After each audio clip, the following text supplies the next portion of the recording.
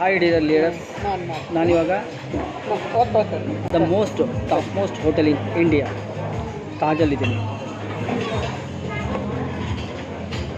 ಇದು ನೀರು, ಇದು ಬಾಟ್ಲು. ಈ ಬಾಟ್ಲಲ್ಲಿರೋ ನೀರು, ಈ ಬಾಟಲ್ ಎಷ್ಟು ಗೊತ್ತ್ರಿ?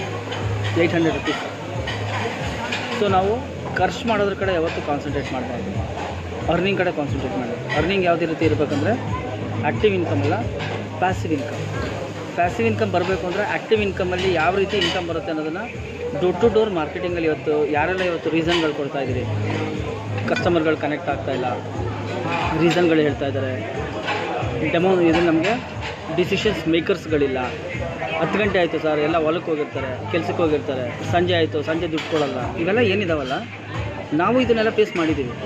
ಬಟ್ ಯಾವುದನ್ನು ಇದನ್ನು ನಾವು ಪ್ರಾಬ್ಲಮ್ ಥರ ನೋಡಿಲ್ಲ ಇದನ್ನು ಯಾವತ್ತೂ. This is my professional.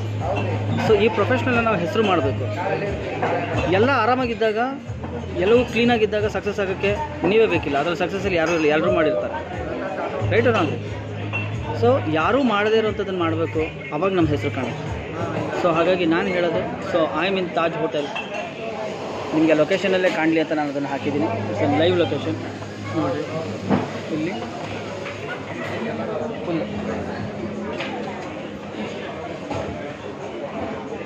ನಾವೆಲ್ಲರೂ ಇದ್ದೀವಿ. ನಮಸ್ತೆ. ಹಾಯ್ ಹಾಯ್ ಮೇಡಮ್, ನಮಸ್ತೆ ಮೇಡಮ್. ನಮಸ್ತೆ madam. So I am enjoying. ಇದನ್ನು ಸೀರಿಯಸ್ ಆಗಿ ತೊಗೊಳ್ರಿ. ಯಾವತ್ತು ಪ್ರಾಬ್ಲಮ್ ಥರ ನೋಡಬೇಡ್ರಿ. You just enjoy the pain ಏನಿದೆಯಲ್ಲ ಅದನ್ನು. ರಿಜೆಕ್ಷನ್ ಇರುತ್ತೆ, ಸೇಲ್ಸ್ ಬಿಟ್ಟಿರೋದು ರಿಜೆಕ್ಷನ್ನು. ಆ ರಿಜೆಕ್ಷನಲ್ಲಿ ಒಂದಿರುತ್ತೆ ಸಕ್ಸಸ್.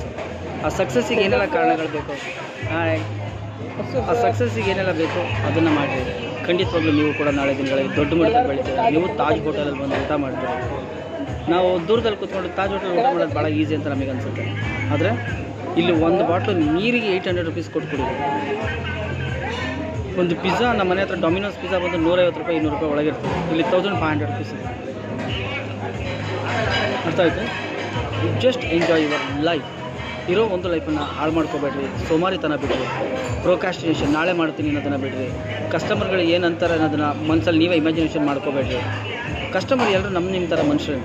ನೀವು ಅವ್ರಿಗೆ ಏನು ಅರ್ಥ ಆಗುತ್ತಲ್ಲ ಆ ಭಾಷೆನಲ್ಲಿ ಅರ್ಥ ಮಾಡಿಸಿ. ಭಾಷೆ ಅಂತಂದರೆ ಕನ್ನಡ, ಇಂಗ್ಲೀಷ್, ಹಿಂದಿ ಅಲ್ಲ, ಭಾವನೆ, ಟ್ರಾನ್ಸ್ಫಾರ್ಮೇಷನ್ಸ್ ಆಫ್ ಎಮೋಷನ್ಸ್. ಇದನ್ನು ಫಾಲೋ ಮಾಡಿರಿ. 100% ನೀವು ಕೂಡ ಸಕ್ಸಸ್ ಆಗ್ತೀರ. I am enjoying my life. I am waiting for your life. Thank you so much. I wish you good luck. Thank you.